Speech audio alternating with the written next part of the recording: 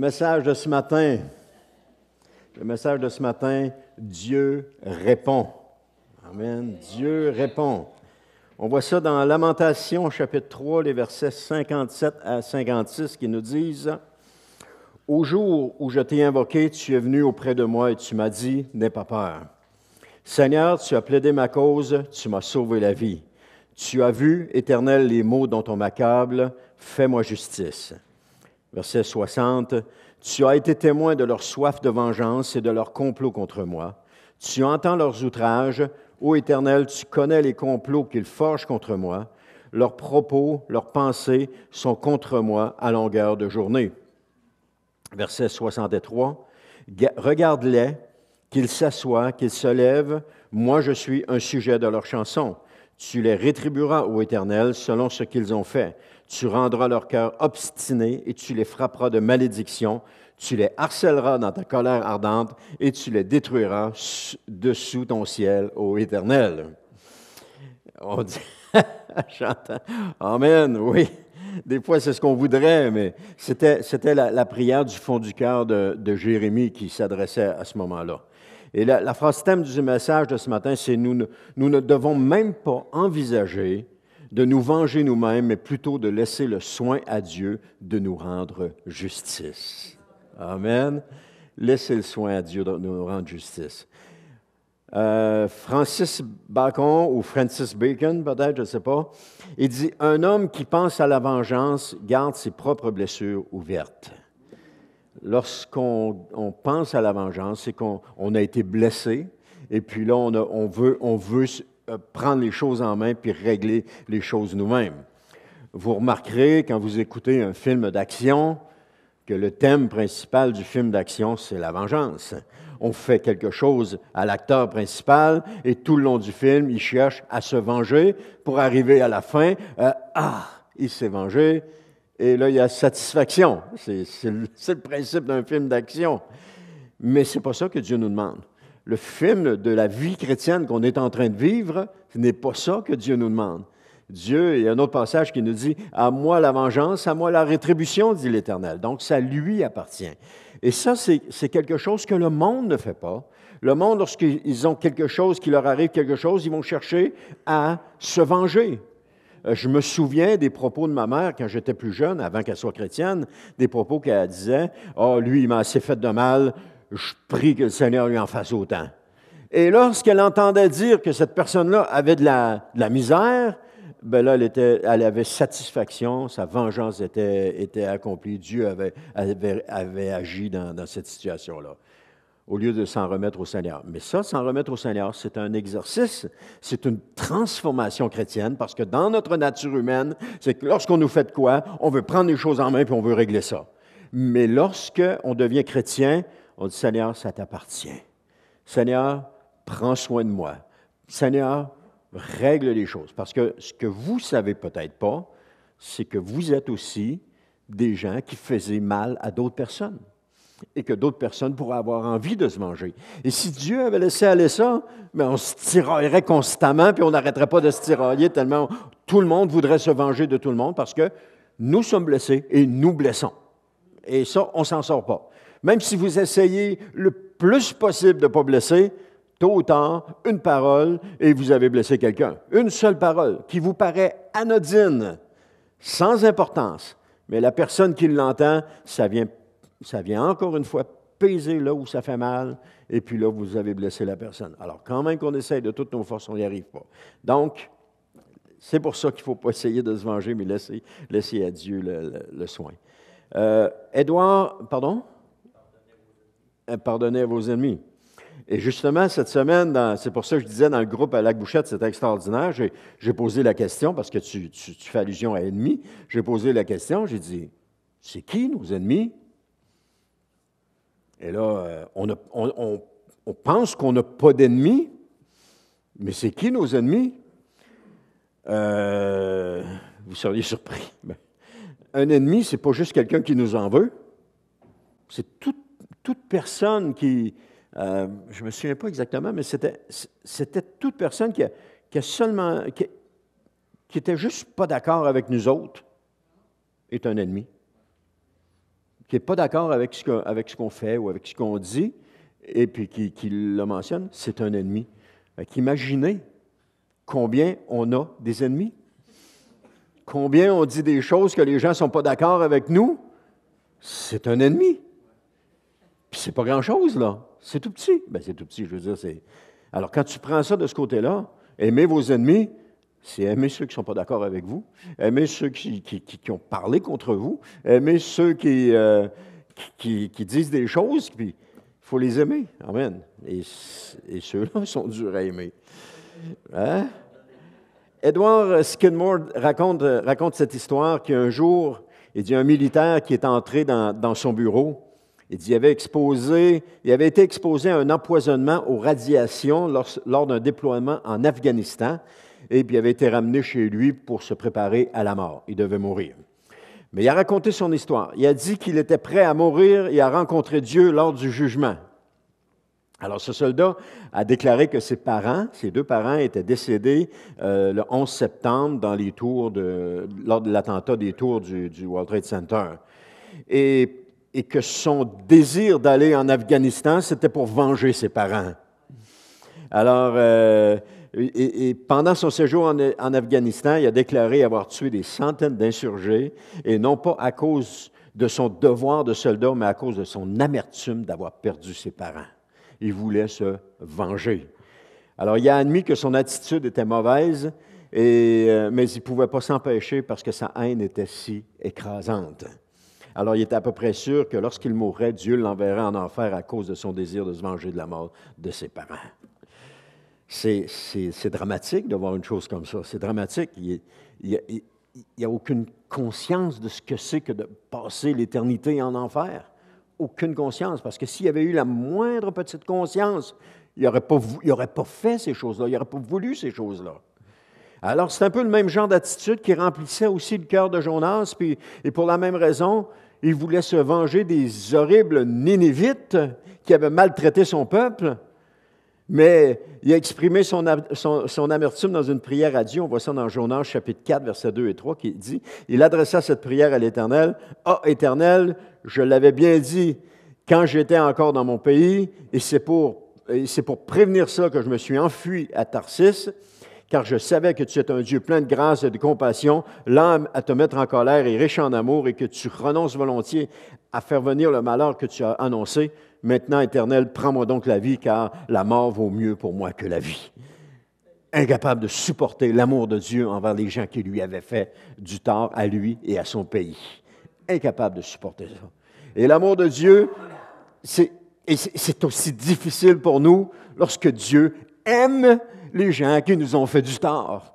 On ne voudrait pas, hein? On ne voudrait pas ça. On voudrait que le Seigneur nous aime, mais qu'il les tasse eux autres parce qu'ils nous ont fait du tort. Ça, c'est notre blessure qui parle. C'est notre désir de vengeance. Mais Jésus aurait pu avoir cette même attitude-là envers ceux qui lui ont fait du tort. Et ceux qui lui ont fait du tort, il y en avait des centaines de milliers en Jérusalem.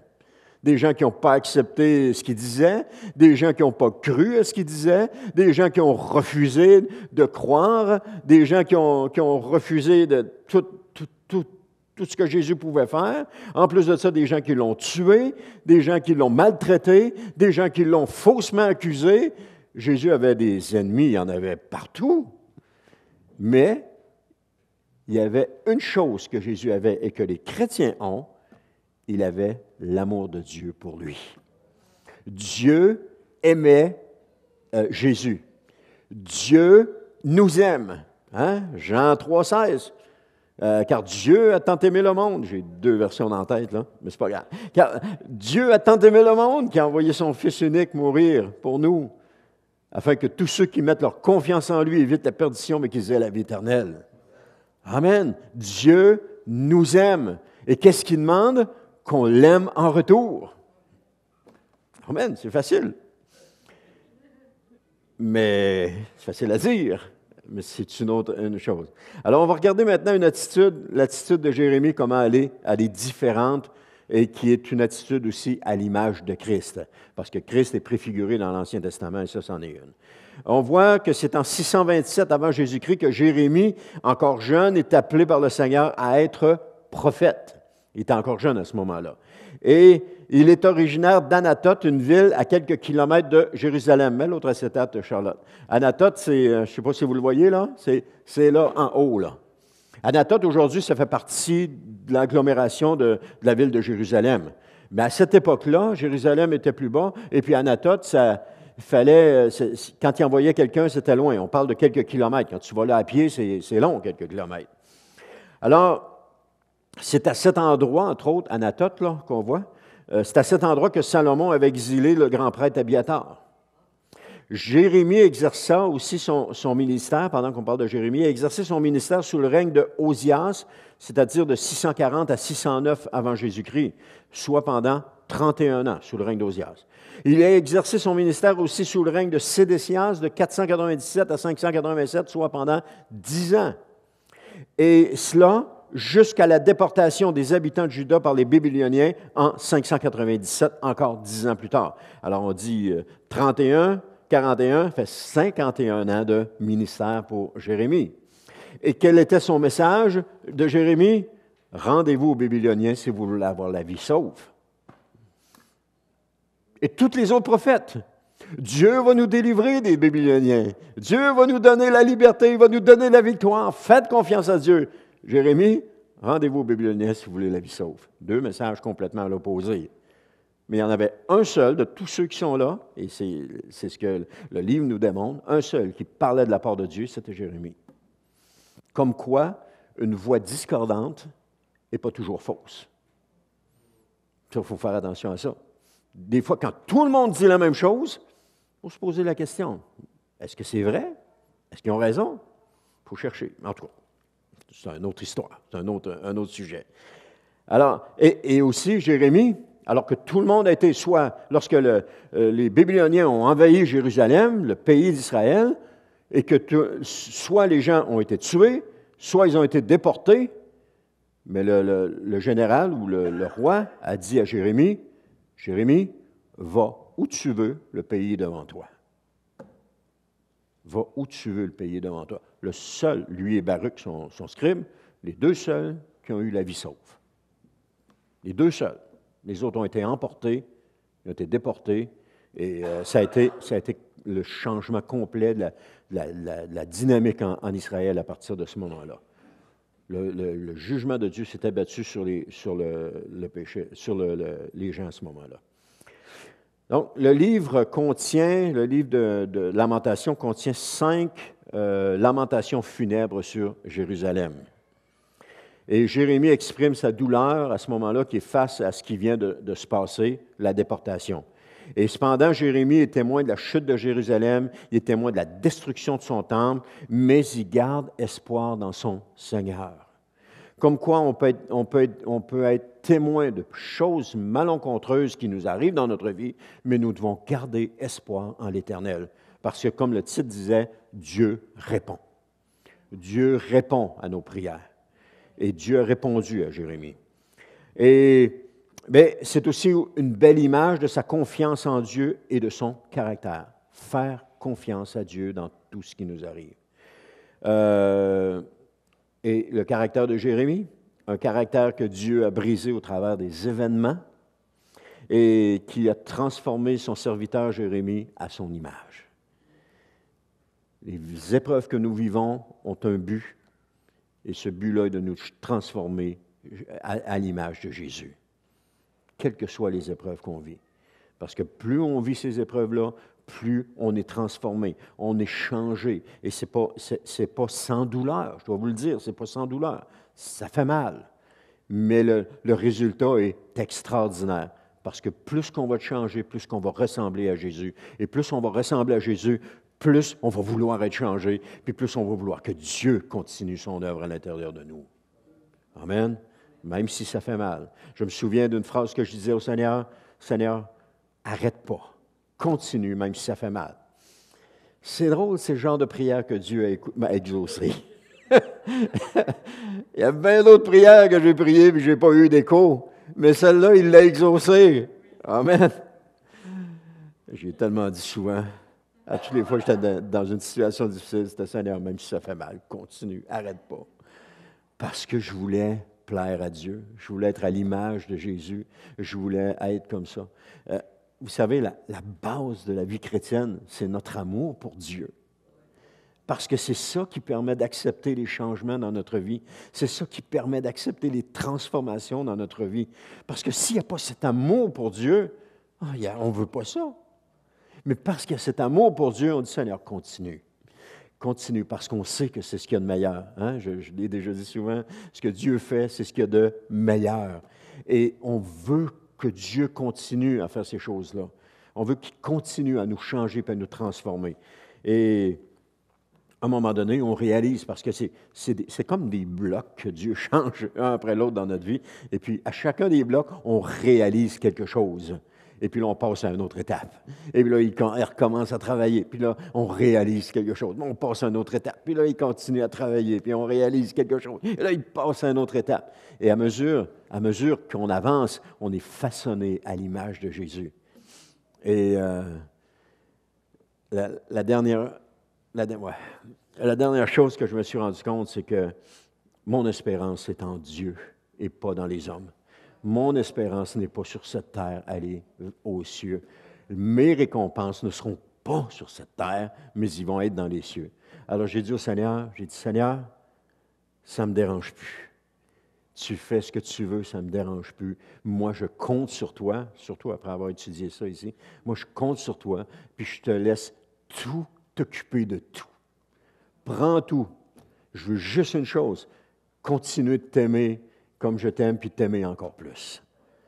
Tout simplement. L'autre fois, on avait une conversation avec quelqu'un, puis là, il dit « Oh, mais moi, je ne crois pas beaucoup au Seigneur, puis tout ça. » Mais, dans le fond, ce qu'il disait, moi, je n'aime pas beaucoup le Seigneur. Parce que quand on aime le Seigneur, on ne cherche plus à comprendre, on veut juste l'aimer encore plus. On veut juste, Seigneur, montre-moi qui tu es, je veux juste apprendre à t'aimer encore. Et plus qu'on a d'amour pour Dieu, plus qu'on est capable d'en endurer pour lui. Et plus qu'on est capable de passer au travers. L'apôtre Paul avait un amour énorme pour le Seigneur avec tout ce qui a passé au travers. Les apôtres avaient un amour énorme pour le Seigneur avec tout ce qui a passé au travers. Ils ont été prêts à sacrifier leur vie. Et sacrifier notre vie, c'est directement proportionnel avec l'amour que nous avons pour le Seigneur. Est-ce que je suis prêt à ça?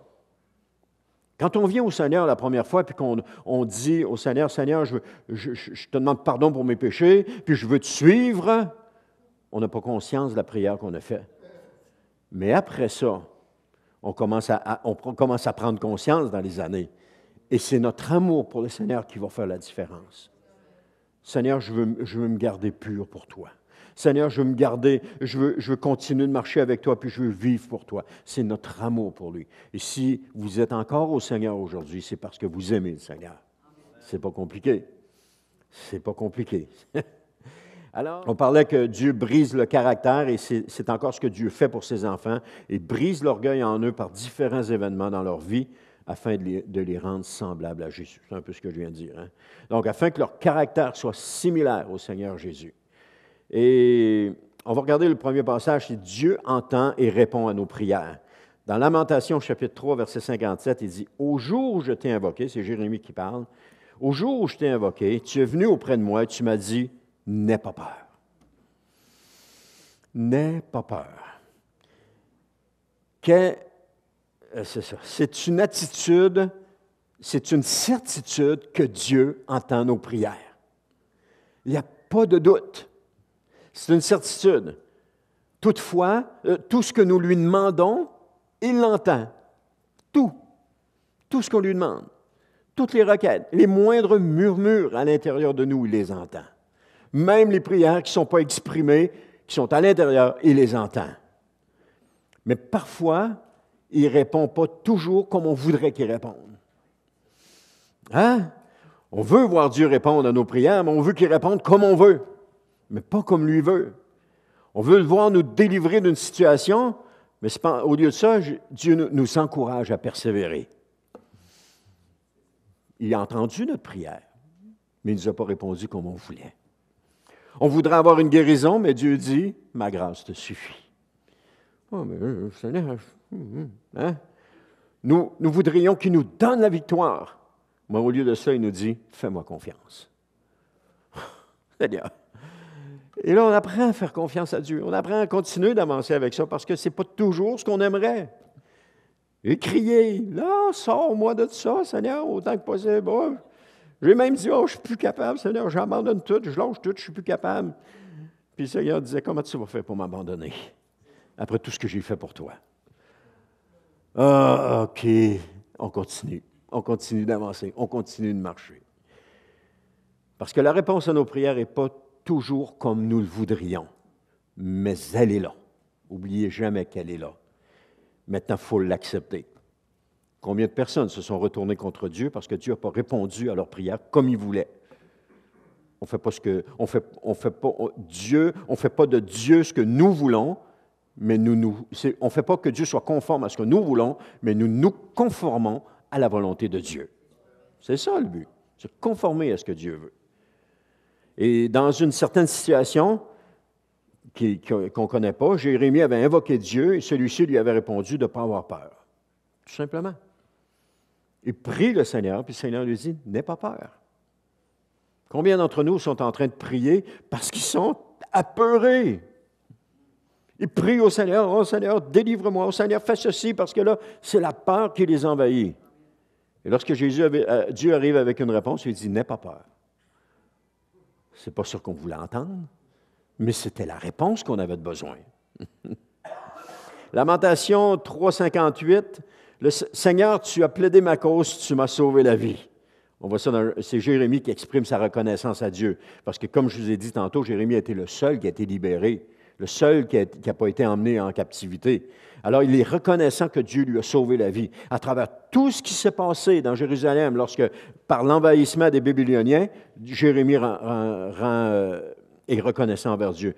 Et Jérémie, comme j'ai dit tantôt, il a vu des dizaines de milliers de personnes mourir sous ses yeux lorsque les Babyloniens ont envahi la ville. Il y en a vu d'autres être emmenés en captivité, mais lui, il est toujours là. Il a toujours resté là. Il est protégé par Dieu au milieu de ce jugement qui s'est abattu sur le peuple d'Israël. Pourquoi? Parce que Jérémie obéissait au Seigneur et faisait ce que le Seigneur lui demandait. Il n'a pas été emmené en captivité, puis il exprime sa reconnaissance à Dieu. Seigneur, je te remercie. Il a peur. Il est dans une situation où il a extrêmement peur, mais Dieu lui dit, n'aie pas peur. Et quand Dieu dit, n'aie pas peur, c'est là qu'il faut pas avoir peur. Mais c'est là qu'on a encore peur. Mais comme la prophétie de notre frère tantôt, Roberto, qui dit, vous voulez développer votre foi, venez dans ma parole, prenez ma parole, servez-vous de ma parole, c'est des passages comme ça qui font qu'on grandit dans la foi. Quand on prie le Seigneur dans une situation où est-ce qu'on est apeuré, puis que le Seigneur dit « n'aie pas peur », et que là, on part avec ça, puis on dit « OK, Seigneur, je n'aurai pas peur ». Le Seigneur me dit de ne pas avoir peur. Le Seigneur me confirme, la réponse, c'est que je ne dois pas avoir peur.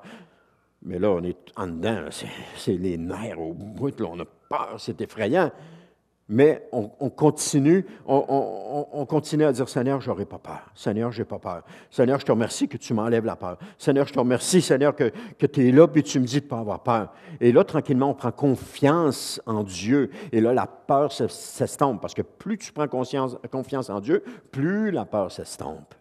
Moins tu as confiance en Dieu, plus que la peur est là. Parce que la peur fait partie de ce monde. Ça, c'est quelque chose un péché qui est entré. C'est une conséquence d'un péché qui est entré dans le monde lorsque Adam et Ève sont tombés. Parce que quand Dieu s'est présenté dans le jardin, Dieu a dit à Adam, il dit, t'es où? Adam, il dit, je me suis caché parce que j'avais honte, mais aussi parce qu'il avait peur. Il dit, j'ai eu peur. Donc, la peur est là depuis Adam et Ève, depuis le péché. Elle est entrée dans le monde. Alors, on a un exemple ici de jugement que Dieu exerce puis qui protège ses serviteurs. Et j'aimerais vous dire ce matin que ça va être la même chose lors de la période des tribulations. Dieu va protéger ses serviteurs. Parce qu'il y a un jugement qui va s'abattre sur la terre, mais Dieu va protéger ses serviteurs. Et on est à la veille. On vit les derniers événements de la fin. On vit ces choses-là. Et c'est là qu'il faut commencer à prendre les promesses de Dieu pour nous, puis commencer à mettre en pratique les promesses de Dieu. La parole de Dieu, mettre les promesses quand il y a des choses qui ne vont pas dans notre vie, on commence à le faire. Parce que quand on va arriver dans ces moments-là, on va en avoir besoin. Parce qu'on va y arriver. C'est pas compliqué, on va y arriver. Puis de cette façon-là, on va pouvoir exercer notre reconnaissance envers Dieu lorsque Jésus va apparaître dans les cieux. Parce qu'un jour, Jésus va apparaître dans les cieux. Quand? On ne le sait pas. Spéculons pas sur rien, on ne le sait pas. Ça va être à un moment donné, mais ça ne sera pas sans souffrance au préalable, je peux vous le dire. Parce que quand Jésus va apparaître dans les cieux, ça va être notre délivrance. C'est dans Luc, ça dit, quand tu vas voir ces événements arriver, lève ta tête car ta délivrance approche. Lève ta tête. Ça va être le moment de lever notre tête parce que notre délivrance approche. On va voir les choses s'intensifier dans le monde. Je fais juste une parenthèse ici. On va voir les choses s'intensifier. On va voir le mal prendre place. On va voir la persécution contre les chrétiens prendre place. Il n'y a pas de persécution là, ici. Mais la persécution va venir, et c'est là qu'elle va venir, mais elle va venir de l'intérieur aussi. Parce que l'amour va se refroidir, et là, les chrétiens vont se revirer les uns contre les autres. Et là, ils vont pointer du doigt. Oui, un tel est chrétien, un tel est chrétien. On va nous enlever, on va nous amener devant les tribunaux, on va nous juger, on va peut-être même être tués. Je ne sais pas ce qui va arriver. Et et là, on va avoir besoin de cette dose d'amour de Dieu. Là, on va avoir besoin de cette dose parce que ça ne sera pas joujou. Alors, préparons-nous. Je vous le dis, préparons-nous. Parce que ça s'en vient. Nous vivons les événements de la fin. Nous vivons les temps de la fin. Et tantôt, puis ça va arriver, paf, comme ça, sans qu'on l'ait vu venir, ça va sortir comme ça.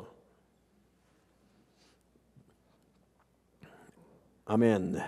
Lamentation, chapitre 3, versets 59 à 63, ça dit « Tu as vu, Éternel, les maux dont on m'accable. Fais-moi justice. Tu as été témoin de leur soif de vengeance et de leur complot contre moi. Tu entends leurs outrages, ô Éternel. Tu connais les complots qu'ils forgent contre moi. Leurs propos, leurs pensées sont tournés contre moi à longueur de journée. Regarde-les, qu'ils s'assoient, qu'ils se lèvent. Moi, je suis le sujet de leur chanson. » Aïe, aïe. C'était pas joujou, là. Et je sais qu'il y en a qui savent ce que c'est. Il y en a qui savent exactement ce qui est en train de vivre là. Parce que ce passage peut être appliqué aussi à Jésus lorsqu'il vivait parmi nous sur la terre. Et c'est le même passage, hein, quand il dit « Tu as vu, Éternel, les maux dont il m'accable. » Imaginez ce que Jésus est en train de vivre. Et Jésus se tournait vers le Seigneur, comme Jérémie a fait. Il dit, tu as été témoin de leur soif de vengeance et de leur complot contre moi. Tout le long de la vie de Jésus, il y a eu des complots contre lui. On a voulu l'assassiner à quelques reprises, mais Jésus a toujours passé à travers eux, il en est toujours sorti sans que ça arrive parce que son heure n'était pas arrivée.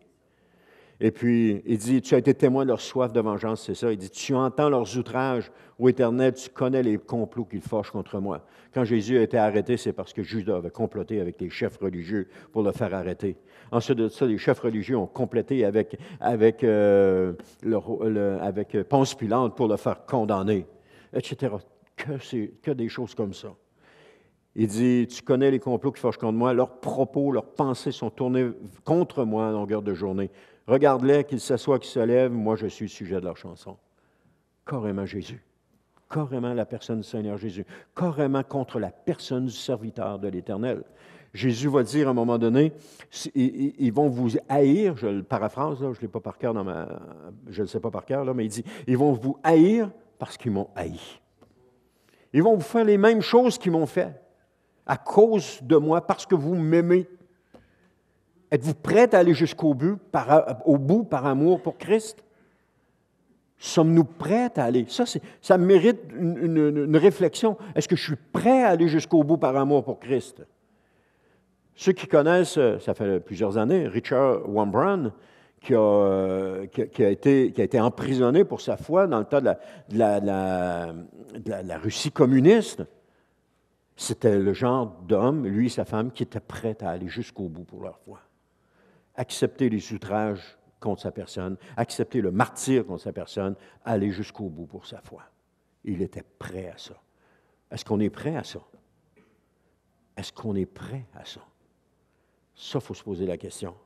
Quand on vit des petites affaires, je ne les minimise pas, mais à comparer de ce qu'on va vivre, on vit des petites choses, puis on est prêt à tout abandonner, on est prêt à tout lâcher, on est prêt à tout laisser tomber, puis c'est normal. C'est là pour nous aider à continuer. Quand les choses vont être plus grandes, est-ce qu'on va être capable de passer au travers? Quand les attaques vont être plus grandes contre nous, est-ce qu'on va être capable de passer au travers? profitons de ce qu'on vit aujourd'hui pour nous fortifier et nous encourager. C'est Jérémie, il dit, tu as vu, c'est ça, j'ai parlé. Alors, Jésus vivait ça avec les gens. Donc, c'est par la souffrance que le caractère se forme et que Dieu forme le caractère. C'est par la souffrance qu'il le fait. Alors, fuyez pas la souffrance. Fuyez pas les moments difficiles. Armez-vous de patience, puis accrochez-vous au Seigneur, puis dites, « OK, Seigneur, c'est de même que tu as choisi de le faire. Amen. Seigneur, aide-moi à passer au travers. Aide-moi à vivre ce que tu es en train de l'épreuve qui est devant moi. Aide-moi à vivre ça, parce que je sais que tu réponds et que tu es en train de répondre présentement. Aide-moi à vivre. » Des gens que vous aimez, qui vous abandonnent, qui prétendent vous aimer. Mais s'ils vous aiment, pourquoi est-ce qu'ils vous abandonnent? La question se pose. Des gens qu'on estime, qu'on respecte, qui vont médire dans notre dos. Ça nous arrive à tous. Des gens de notre famille qui vont médire dans notre dos. Nos propres enfants qui vont médire dans notre dos. Des gens que vous aimez particulièrement qui vont se retourner contre vous à un moment donné ou à un autre. Ou des gens que vous avez une grande affection puis qui vont créer des divisions. Hey, mais ça fait mal, ça. Ou des gens que vous avez confiance puis qui vont vous trahir. Ça arrive. C'est des choses qui arrivent. Le Seigneur se sert de ça pour nous transformer, nous changer. On a réalisé ça la semaine dernière, Anne et moi. On a été mis dans une situation où est-ce que... C'est Anne qui a vu clair là-dedans. Moi, je ne voyais pas clair. Je voyais juste la situation. Je ne voyais rien d'autre. Anne a dit non, mais elle a dit, le Seigneur nous a mis là-dedans pour nous montrer où est-ce qu'on en était rendu dans notre progression. Ouais. Et c'est frustrant quand ta femme a raison. Hein? Elle a toujours raison. C'est encore plus frustrant. Mais elle avait raison. C'est pas frustrant, là. Elle m'a juste ouvert les yeux parce que j'étais tellement concentré dans ce que je vivais. Elle dit non, mais tu te rends compte? C'est pour nous montrer où est-ce qu'on est rendu dans notre progression. Ah. On n'était pas rendu, j'étais pas rendu loin. C'est ça que ça m'a montré. Tu n'es pas rendu loin, mon Denis. Il va falloir que tu fasses que tu poses des gestes, que tu fasses quelque chose pour changer la situation. C'est ça, la vie chrétienne. C'est ça. Tout le monde, il est beau, tout le monde, il est fin. C'est une utopie. Parce que ce n'est pas tout le monde qui est beau, ce n'est pas tout le monde qui est fin. À un moment donné ou à un autre. Des fois, il y en a qui sont beaux un temps, ils ne sont pas beaux l'autre temps. Ils sont fins un temps, ils ne sont pas fins l'autre temps. Des fois, je suis beau un temps, c'est vrai, quand je regarde dans le miroir, il y a des matins, je me lève et je dis, ouais, c'est beau, hein? Il y a d'autres matins, je ne veux même pas me voir dans le miroir parce que je ne me trouve pas beau. Et vous autres aussi, c'est pareil. On fait tout pareil. Ben, il y a d'autres fois qu'on se trouve fin, mais il y a d'autres fois on dit, j'ai pas été fin aujourd'hui d'avoir pris cette décision-là, ou d'avoir dit ce que j'ai dit, et je n'ai pas été fin. On est tous comme ça. Alors, tout le monde, il est beau, tout le monde, il est fin tout le temps, là. C'est une utopie. On dit que même le roi David, certains de ses plus proches collaborateurs se sont retournés contre lui. Ou encore des membres de sa propre famille qui se sont retournés contre lui. David est rendu à un certain âge, il est âgé, puis il doit fuir le royaume parce qu'il y a un de ses fils qui veut le tuer. Mais, c'est pas évident, là. C'est pas évident, une situation de même. Judas, un disciple de Jésus, s'est retourné contre Jésus. Ou encore Jean-Marc qui a abandonné Paul. Ou, pas notre Jean-Marc, lui, il est correct, mais notre Jean-Marc est correct. Alexandre, il n'y a pas d'Alexandre ici, le forgeron qui a fait du mal à Paul. Et qu'est-ce que Paul a dit? Le Seigneur va s'en occuper. Je ne vais pas me venger contre lui, le Seigneur va s'en occuper. Et Alexandre le forgeron, le Seigneur a dû s'en occuper, c'est sûr. Si ce n'est pas dans cette vie, ça va être plus tard, mais il va s'en occuper. Et c'est ça la confiance qu'on doit avoir. Seigneur, je te le laisse entre les mains. Occupe-toi-en. Tu as vu le mal qu'il me fait, tu as vu le tort qu'il me fait, occupe-toi-en. Et Seigneur, si ce n'est pas dans cette vie, ce sera quand on sera rendu de l'autre côté. Seigneur, que ton nom soit béni, élevé, glorifié. Seigneur, je suis ton serviteur et je continue d'avancer avec toi. Et on laisse le soin à Dieu de régler ces choses-là. Parce que vous savez, il y a des gens qui font la même prière à propos de ce que vous avez fait. Eh oui! Ou à propos de ce que j'ai fait, il y en a qui font la même prière. Seigneur, bénis-le, accompagne-le. Seigneur, si ce n'est pas dans cette vie que tu t'en occupes, ça sera l'autre côté. Et là, vous savez ce que je fais, là, je pars à courir, puis « Oh Seigneur, pardonne-moi, Seigneur, pour tout ce que j'ai fait, je sais que ce n'était pas correct. » Parce que je ne veux pas qu'il s'occupe de moi de l'autre côté, là, je veux qu'on règle ça tout de suite avant d'arriver l'autre bord. Alors, le Seigneur voit tous ces gens qui vous font du mal, puis ils ne restent pas insensibles à ça. Chaque chrétien qui s'en prend à un autre croyant va en subir les conséquences. Alors, c'est important d'être en relation avec Dieu. C'est important de toujours se sonder puis voir si est-ce que j'ai fait du mal à quelqu'un? Est-ce qu'il y a quelqu'un à qui j'ai pas bien agi puis je devrais demander pardon ou quoi que ce soit? Toujours Et Dieu ne laissera pas aucune mauvaise action impunie, surtout si ce péché n'est pas confessé. Donc, il est important de confesser notre péché, de demander pardon à Dieu s'il y a quelque chose qu'on a fait. Il y a des fois, il y a peut-être des choses qu'on a fait à des gens, mais on n'a plus de contact avec eux. Et puis, peut-être demander au Seigneur, Seigneur, si tu veux que je lui demande pardon pour ce que j'ai fait, mets-la sur ma route à un moment donné. Et si vous voyez arriver cette personne-là sur votre route, que ça fait des années que vous n'avez pas vu, ou là, ça allume une petite lumière, et tu dis, OK, Seigneur, c'est aujourd'hui que ça se passe. Et vous lui demandez pardon. Ça va se faire naturellement. Courez pas après les choses. Demandez au Seigneur. Toujours. Dieu, puis Dieu fait arriver. Dieu fait que toute chose concourt au bien de ceux qui aiment Dieu. Alors, il va le faire. Il va les arranger pour que ça arrive. On voit que Jérémie aussi met sa confiance en Dieu. C'est un peu ce que je vous parle, là. Et il y a du stock là-dedans un matin. Hein? Il dit dans Lamentation, chapitre 3, versets 64 à 66, il dit « Tu les rétribueras, ô Éternel, selon ce qu'ils ont fait. Tu rendras leur cœur obstiné, tu les frapperas de malédiction, tu les harcèleras dans ta colère ardente. » Jérémie ne tente pas de se défendre. Il ne tente pas de se défendre. Il remet ça entre les mains de Dieu. « Seigneur, tu vas t'en occuper. » Il ne tente pas de régler le sort de ceux qui ont fait du mal. C'est « Seigneur, tu vas t'en occuper. » Là, il décrit les choses que Dieu pourrait faire, mais anyway, c'est pas, le but là-dedans, c'est de laisser ça entre les mains de Dieu. D'ailleurs, on voit ça dans Deutéronome 32, 35, qui dit « C'est à moi qu'il revient de leur payer leur dû au moment où leur pied viendra à trébucher. Car le jour de leur ruine se rapproche à grands pas et le sort prévu pour eux se hâte de venir. » Ou dans Proverbe 11, 31, qui dit « Déjà ici-bas, le juste reçoit sa rétribution, à plus forte raison, le méchant et le pécheur. » Donc, Dieu intervient, Dieu agit. Alors, on parlait de vengeance tantôt, on n'a pas besoin de se venger. Même pour ceux qui nous font du mal, on n'a pas besoin de se venger. Dieu s'en occupe, tout simplement. Laissons la colère de Dieu se manifester. On voit ça dans Romains 12, 19 qui dit « Mes amis, ne vous vengez pas vous-même, mais laissez la colère de Dieu, car il est écrit, c'est à moi qu'il appartient de faire justice, c'est moi qui rendrai à chacun son dû. » Ou dans Hébreux 10, 30, nous connaissons bien celui qui a déclaré, c'est à moi qu'il appartient de faire justice, c'est moi qui rendrai à chacun son dû, et encore le Seigneur jugera son peuple. Donc, on n'a pas à se venger nous-mêmes. Un autre passage, et puis je vais terminer avec ça. Luc 6, 27 à 29, il dit « Quant à vous tous qui m'écoutez, voici ce que je vous dis. Aimez vos ennemis, faites du bien à ceux qui vous haïssent, appelez la bénédiction divine sur ceux qui vous maudissent, priez pour ceux qui vous calomnient, et si quelqu'un te gifle sur une joue, présente-lui aussi l'autre, et si quelqu'un te prend ton manteau, ne l'empêche pas de prendre aussi ta chemise. » Les gens disaient, c'était le texte qu'on avait jeudi passé, et il y a quelqu'un qui disait à un moment donné, « Oui, mais je ne suis pas capable de faire ça. Je ne suis pas capable. C'est trop, c'est trop. » Effectivement, pour la nature humaine, c'est trop. Mais pour l'Esprit de Dieu en nous, c'est faisable.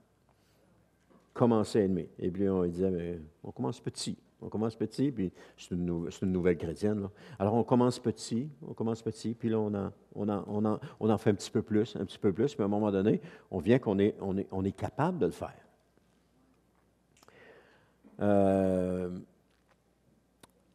Amen.